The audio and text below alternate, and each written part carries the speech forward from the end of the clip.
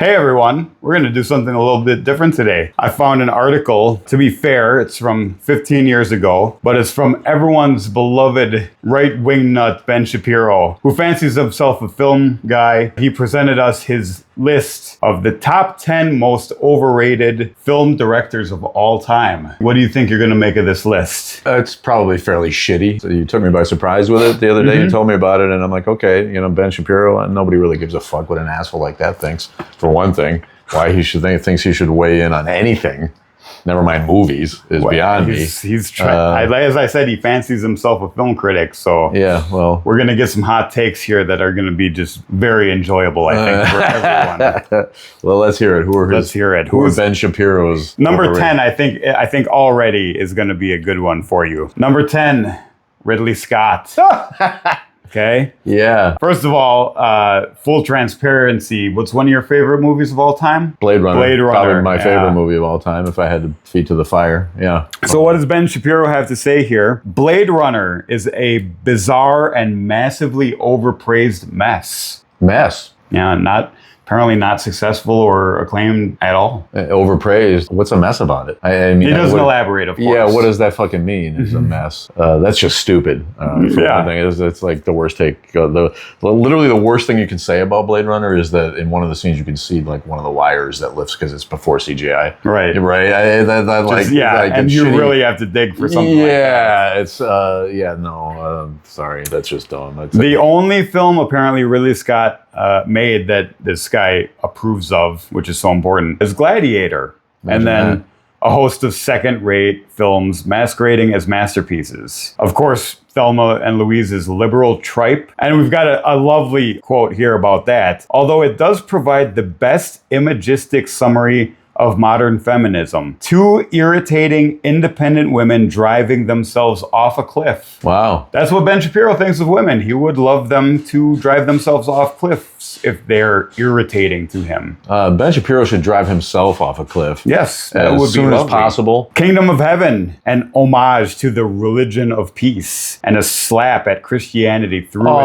Oh, does someone slap Christianity? Yeah. What is Ben Shapiro? Clearly a Jew. What does he care? What does he care if Christianity gets slapped? He is a conservative. Alien is slow. I give him a half a point because Ridley Scott's recent work has slipped, I think. But on the strength of Alien, Blade Runner, and Thelma and Louise alone, that should put him in the top tier of directors in anybody's fucking mind. Nope, all overrated. I don't know how Thelma and Louise is liberal tripe. It's just a revenge story. Because it's women. I guess because it's women who kick back against rapists. What are we fucking talking about here? Well, Ridley Scott, irritating. Whether you like it or not, Ridley Scott did more to promote the female superhero in a movie, the strong female lead, and the empowerment of women in films.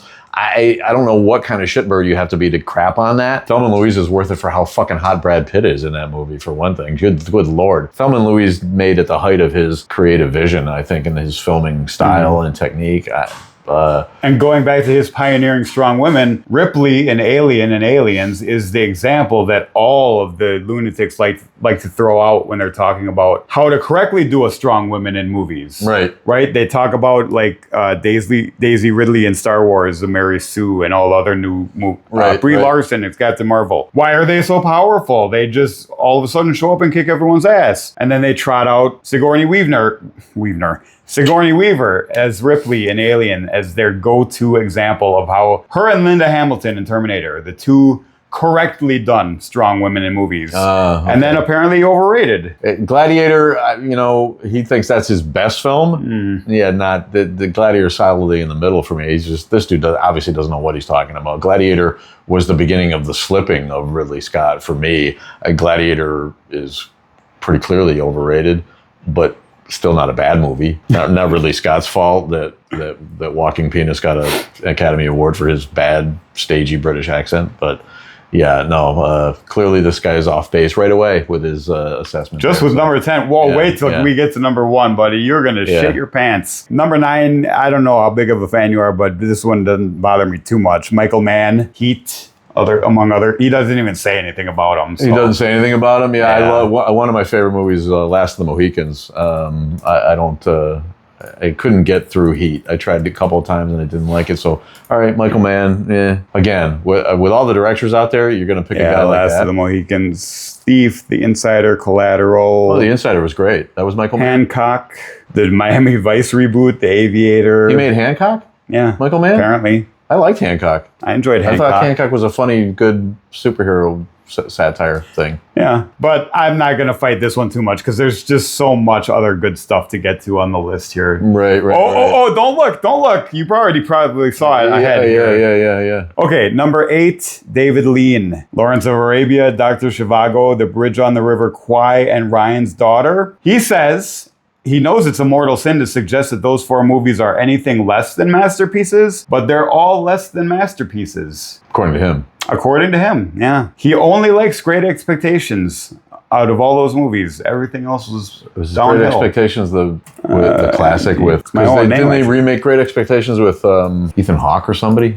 Oh, yeah. Didn't they? 1946, Great Expectations. Yeah. No, there's nothing wrong with that movie. That was his first big movie, probably. And then, the other big ones were all like in the 10 or 20 years after that. Yeah, Lawrence of Arabia is a masterpiece. If you don't like that, you don't like movies. Bridge on the River Kwai is I don't know. Is it too, was D.H. Lawrence too foppish for a conservative shithammer like Ben Shapiro? I don't know. How do you... With a resume like that, I don't know how you shit on David Lean. Did you see ahead the next one, number 7? No. Probably your favorite. Well, one of your favorites. Darren Aronofsky. Darren Aronofsky. Oh, talentless. And Aronofsky is a talentless dud who has bamboozled his way into Hollywood upper echelon. Every film he's ever made is a disaster. Ooh, every one. Every single one. Yeah, that's just dumb. Requiem for a Dream, one of my favorite films. Requiem for a Dream is noteworthy only in that Aronofsky somehow convinced Jennifer Connelly to participate in a lesbian scene involving mutual anal sex and a dildo. The scene, by the way, is meant to be depraved, but therein lies Aronofsky's problem. He's got to have sympathetic characters before we feel bad for them. My entire thing about Requiem for a Dream is that I feel bad for every one of the characters in the movie, and it depresses the shit out of me. Yeah, I don't care about movies that are depressing. I think that that's a valid take on movies to make people feel a certain way. His contention here is that we don't like the characters or have any reason to feel bad. Well, I say he shit on White Squall, which is one of my favorite Ridley Scott movies. That's a really good movie. Yes, it's not an uplifting comic romp through the tulips. It's got a shitty ending, but it's a fantastic movie. It's a really... White Squall? No. Oh yeah, White Squall, good movie. Good. And as I said, this article was written in 2010, so 15 years ago now. Black Swan had not come out yet. It was just about to come out. Mother hadn't come out yet. I'm sure this guy would have shit on all of those as well. I'm going to have to go back and look. Well, he's clearly just a misogynist, this guy, with his comments already. The best thing about Requiem for a Dream is the sex scene with Jennifer Connelly. Give me a break. His comments on Black Swan, which was about to come out. The fanboy press is already agog over rumors that his newest ode to depravity, Black Swan, will feature a sex scene between Natalie Portman and Mila Kunis. Clearly, his target audience is pathetic losers in college dorms looking for an excuse to watch girl-on-girl action in the name of art. Who needs an excuse? Yeah, what's he talking about with that? Does he not like girl-on-girl action? None of his films has been a major commercial success. Oh, well, that always means he's bad. Right. If you haven't made money in movies, that means you're automatically overrated, no matter what. Oh, look, it's enough to make one question the existence of a beneficent God. That's right, yeah. He knows the word beneficent, and then he believes in God. Great job, Ben. Number 6, Mike Nichols. Did you enjoy The Graduate? Yeah, I like The Graduate. I'm not a huge Mike Nichols guy, but if you don't like The Graduate, you don't like movies. I mean, come on. The ending of that movie alone makes it unworthy of human viewing. I feel like two newly eloped, running off together young people staring off into the distance because they don't know what's coming next for them is a pretty apt and fulfilling ending to that movie. Yeah, I don't. Again, it's his misogyny and his conservative leanings, right? Yeah, having your main character staring blankly into nothingness is not an ending. It's a cop-out. It's the perfect ending for that movie. Yeah, that's just a stupid comment. Yeah. I can't. Mike Nichols has made some movies that I thought were highly overrated. Working Girl, just not a good movie. Yeah. I don't have too much objection to him being on this list, but his comments about The Graduate are just that's just off base. Yeah, Mike Nichols I can buy as being overrated though. Number 5, who do we have? I think the entire top 5 is insanity, but let's see. David Lynch, number 5. Yes. If you can watch Blue Velvet and think that David Lynch is an overrated director, you're a monkey. Pure and absolute suckage. With the exception of The Elephant Man, Lynch is one of those annoyingly deep directors we're all supposed to puzzle over. Yeah, Mulholland Drive is fucking fantastic. Again, he must have something against girl-on-girl action. I don't know what this dude's problem is. Well, he's a hardcore, like, fundamentalist, prudish, conservative, sex is evil, and... Yeah, you get the real pleasure is the devil, right. and you know, suffering is the highest form of human expression. I don't know, what an idiot. Mulholland Drive, and that's not just me, Mulholland Drive, highly respected as one of the best films of the... Mulholland Drive, but it makes no sense, and it fills the vacuum with Naomi Watts and Laura Herring feeling each other up. Gratuitous lesbian action, who needs that in a movie? Yeah! Tell us you missed the point without telling us. Yeah. No, Mulholland Drive is brilliant. I should watch it again soon. The Straight Story is a great movie. Elephant Man, obviously. Lost Highway, just watching The Substance the other day, gave me some Lost Highway vibes, parts in that movie. My son just watched Lost Highway and I fell asleep. It was late at night and he does that and I just couldn't stay with it. Yeah. But I watched the beginning of it and I'll have to finish it because it's also highly respected. It's very weird. Surrealist. There's like transformation things that are similar to The Substance. Yeah, okay. All right. Yeah, that's just dumb. David Lynch. Number 4 is another great Quentin Tarantino, number 4. Okay. Most overrated directors of all time. He liked Inglourious Bastards, I guess. Go figure. The right-wing guy loves the war movie. The Nazi revenge and revenge against Nazis. He doesn't know how to tell a story. Long periods of boredom and artistic violence, punctuated by moments of utter brilliance. Yeah, he doesn't actually say anything about any of his other movies. He just says he's overrated. His style. He's just overrated. Just overrated. Okay. Overrated. All right. Again, these things are relative, right? Maybe you could still make a bunch of great movies and be considered overrated, I guess. But Quentin Tarantino hasn't made a movie that I didn't like. Yeah, no. You know what I mean? Right. So, okay, if we want to call him overrated compared to the way people rave about the guy, but okay.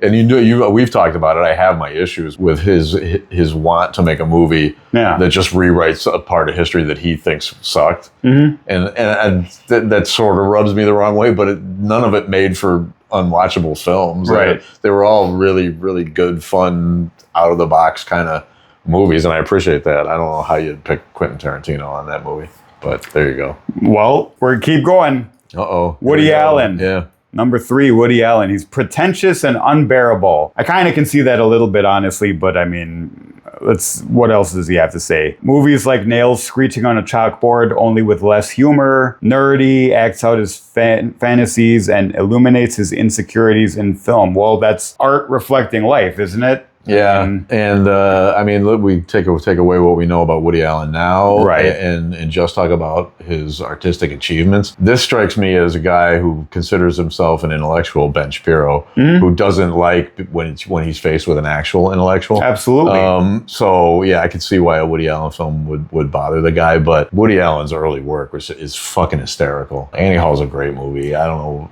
know, Whoa, speaking of Annie Hall, he made Diane Keaton into a legitimate actress, which alone should qualify him for the 7th Circle of Hell. What does that mean? What do you have against Diane Keaton? Yeah, what do you have against Diane Keaton? That she wasn't a legitimate actress before that? The Godfather was earlier, right? Yeah, oh yeah. She was pretty legitimate. Yeah, I'm not sure what else she was in that would have made her illegitimate as an actress, but that's... He just doesn't like Diane Keaton, I think. Apparently not. And he doesn't like Woody Allen. No. He doesn't like... He's a whiny narcissist with sexual inferiority issues. Projecting much, Ben, because that sounds like you. Again, that might all be true, but they don't make those movies. They don't make him an overrated director. Right, yeah, no. Number 2, Martin Scorsese. Oh, number God, 2. no, what? I told you number 1 is going to blow your fucking mind. What? Number 2, Martin Scorsese. What's number 1 going to be? I can't even think. Yeah, Scorsese's had very few missteps in a brilliant, remarkable career.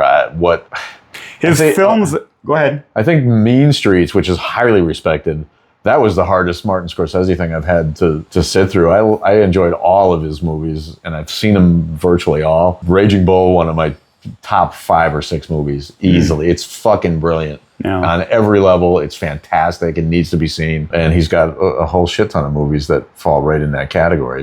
If you can't get behind Goodfellas and Casino and movie, what do you... Just give up. What are you even doing with your life, my friend? Yeah, I don't know. His films are entirely devoid of anything resembling likable characters. Really? They are cold, calculating, and ruthless, and boring. Martin Scorsese movie characters are boring, apparently. No depth or substance at all. Are they boring, or are you boring, Ben? Jake LaMotta and Travis Bickle, the agents in The Departed. No, nothing good, nothing interesting about any of them, really. Well, and the Killers of the Flower Moon. Yeah, that was it. That didn't have any sympathetic characters in it. Give me a fucking break. I was in love with that chick by the end of the movie. What a fantastic job she did. It's a woman. You can't have a likable woman can't have a likable woman character. They're all she belonged in Thelma driving off a cliff. Yeah, she should have been, run out of a rail with a double-ass dildo. I don't know. Okay. If they're not going to put her in a lesbian scene, what do you Scorsese. You ready for number 1? You ready to have your fucking mind blown by the most overrated director of all time, according to this? Yeah. Shitbag. Yeah, what was it, Spielberg? Alfred Hitchcock. The most overrated director of all time, Alfred Hitchcock. Alfred Hitchcock. We had to watch this movie from Alfred Hitchcock. He's not even close to the worst on the list, he says, but he's certainly the most overrated. He's never made a great film. Not one. No great films in the Alfred Hitchcock library. Interesting. He made films with great premises, but he never knew where to go from there. The psychoanalysis at the end of Psycho is laughable. Okay. North by Northwest relies on the tried and true random helpful coincidence to save our hero, time and again. Vertigo makes one reach for the cyanide. Why didn't he do it then? Why didn't Ben reach for the cyanide? It would have saved us this ridiculous article. The Birds quickly becomes inane. Isn't that kind of the point? Yeah. I think. If you want to see good Hitchcock, rent Alfred Hitchcock Presents. I don't disagree. That was good as well. Restricted to the 1 hour medium, he's at his best. Left to his own devices, he's slightly better than mediocre. Yeah. Way to go against the grain there, Ben. A real radical opinion there. Mm-hmm. Alfred Hitchcock. You'd have to put him up there with the best directors of all time, wouldn't you? I mean, yes. I have on my other channel, top 10 best movies of all time coming, and one of them is Alfred Hitchcock with honorable mentions to two other from Alfred Hitchcock. Yeah, Ben Shapiro should stick to exciting incels about their lack of uselessness. In society today. Why isn't Zeffirelli or Coppola on this list, or Kubrick? I feel like he missed some here. He basically picked 10 of the best directors of all time and told us why they really weren't. Yeah, I don't know. Who's an overrated director in your book? I think Tony Scott is overrated. That people make too much out of his films. He's made some good films. I would have to think about it for a long time. James Cameron, that's a good one. Yeah, James Cameron, very overrated, but that's not on the list. How's that not on the list? I don't think Avatar had come out yet at this point. I suppose. So he's still kind of coasting off Terminator 2, and he had made, this was 2 years after Titanic. This guy probably thought Titanic was the best thing ever. Although, no, because the woman survived at the end at the expense of the man. Right. So he probably hated that. Yeah. Olivia, what are you doing over there? Who are you barking at? Okay, Olivia says it's time to go. Olivia. This guy's a fucking idiot. And we say fuck Ben Shapiro. What the hell? That dog is almost as dumb as the guy who made this list. Hey! Top 10 most overrated. What? I said almost as dumb. Her dumb is cute. This is her dumb is kind of just dumb. Yeah, his dumb is gross, for sure. All right, there you have it. Thanks, Ben. Yes, thank you for the content and stick to right-wing bullshit. Stupidity. Don't quit your day job. Which unfortunately has made him very rich, which just makes me sad. It makes us sad. Why can't we get rich being jerks? Yeah, I do it for free all the time. And we got the jerk part down. Right. Send us some money for shitting on people. Please, send us money. Goodbye.